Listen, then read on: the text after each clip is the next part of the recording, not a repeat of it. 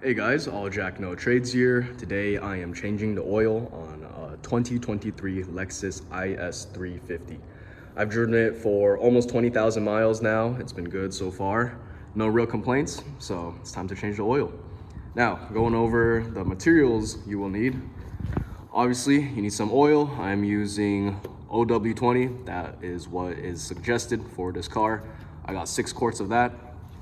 Got this jack stand right here. Now these are optional. These are some ramps to, drive your car over before putting the jack underneath.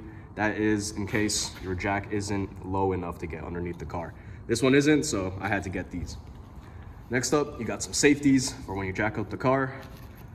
Oil filter, oil pan, got a funnel. And this is really important. You will need an oil wrench. This is 64 millimeter 14 flute. What that means is, well, what the 14 flute means is that, there's 14 edges in here, and that is compatible with the outer oil filter cap. You have to unscrew that, and then you gotta take out the oil filter, put it in, and then screw it back on. Of course, you also need a ratchet in order to use this, and you need some bricks in order to put behind the wheel, so when you jack up the car, it doesn't go back.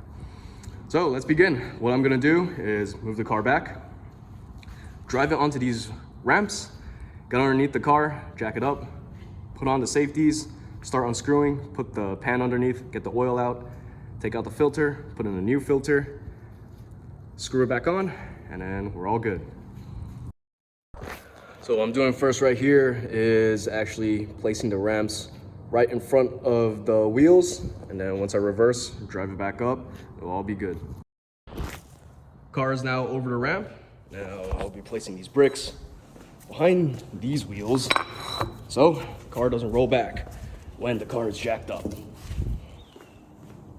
Just a safety precaution, anything to prevent damage and harm to yourself. All right, next up, I'm gonna jack up the car. I'm gonna show you where you need to jack it up. Essentially, this plate right here, you can see all the screws. We have to remove that. And if you go behind, there is this little triangle shaped wedge right here. That is the platform where you have to jack the car from. So I'll show you and then we'll go from there. Jack is now underneath the car, as I was saying. That metal wedge right there, that little platform, has to connect with this. So when you jack the car up, it will lift it up. Right here, I got some room to work with. For this particular jack, you have to twist it to the right or clockwise first until it's tight, and then you can start pumping it up. Okay, car is jacked up. I have enough clearance to work with on the bottom over there. I put some safeties over here next to this metal frame.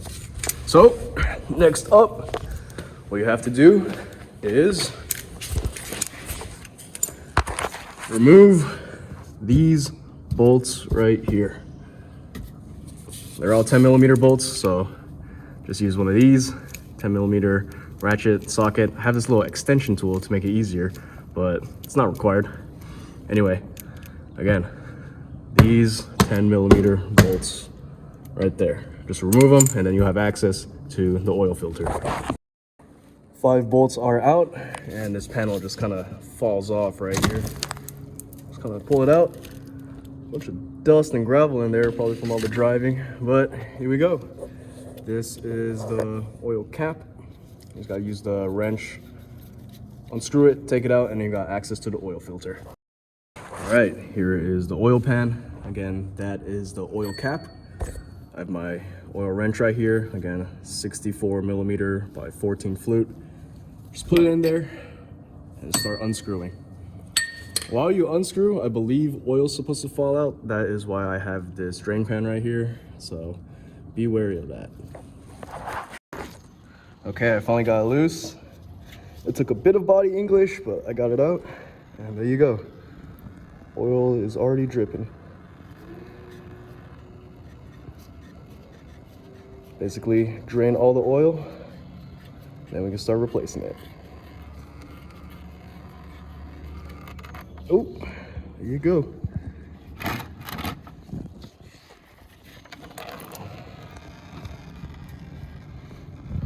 Remember to wear safety glasses. Try not to get this in your eyes.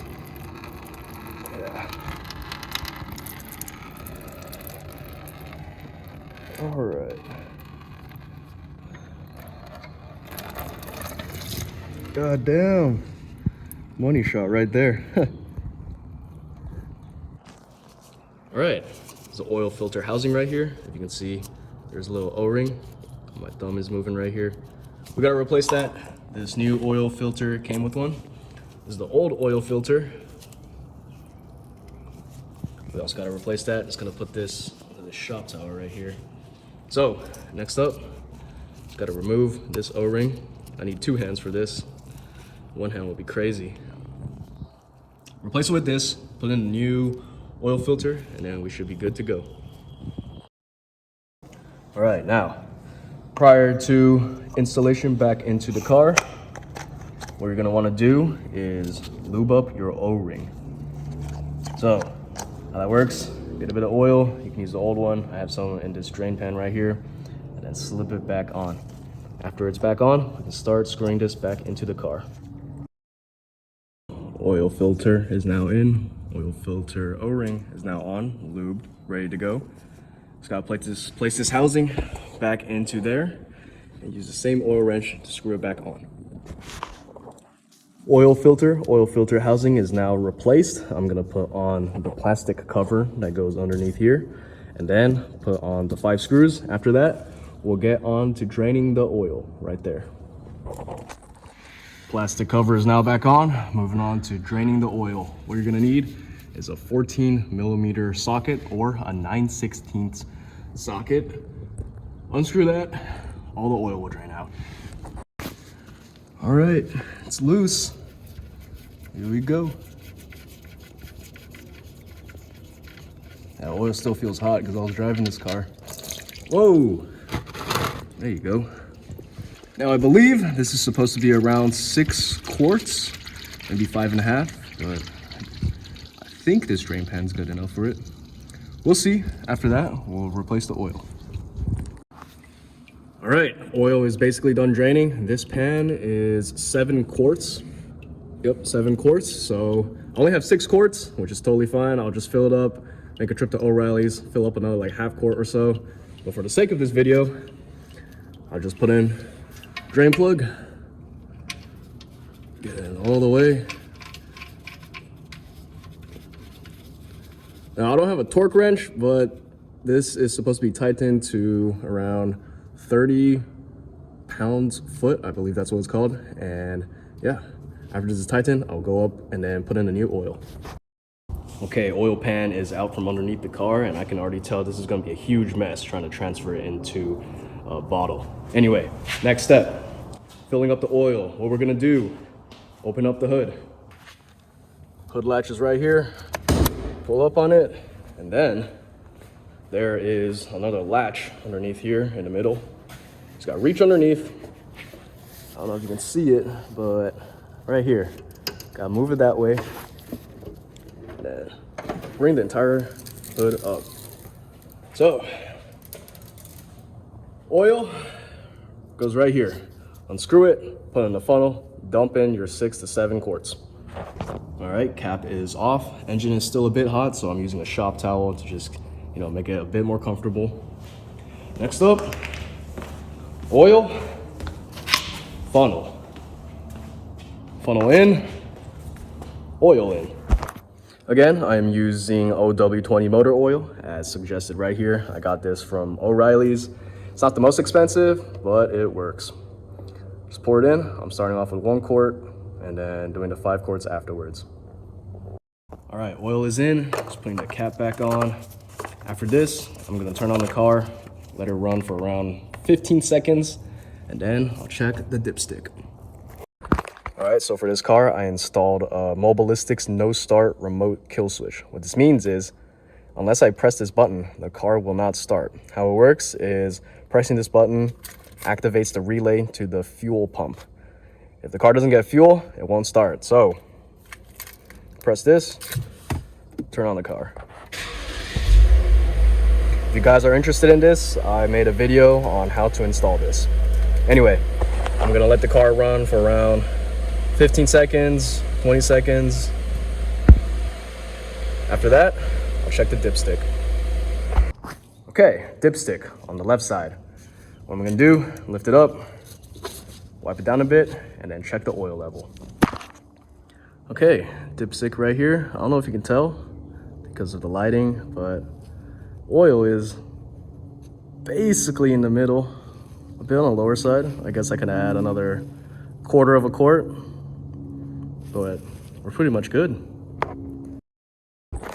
Okay, oil is now in. Last step, not necessary, but makes your life less annoying.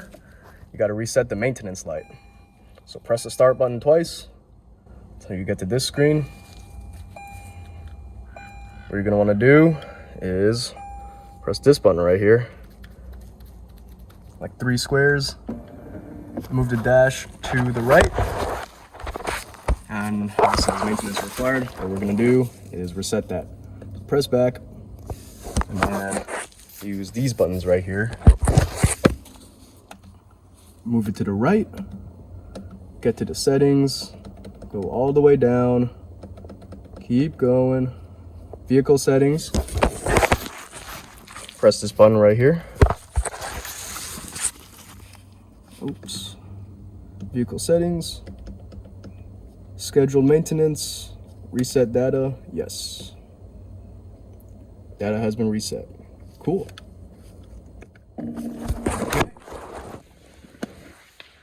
For all intents and purposes, we are now done.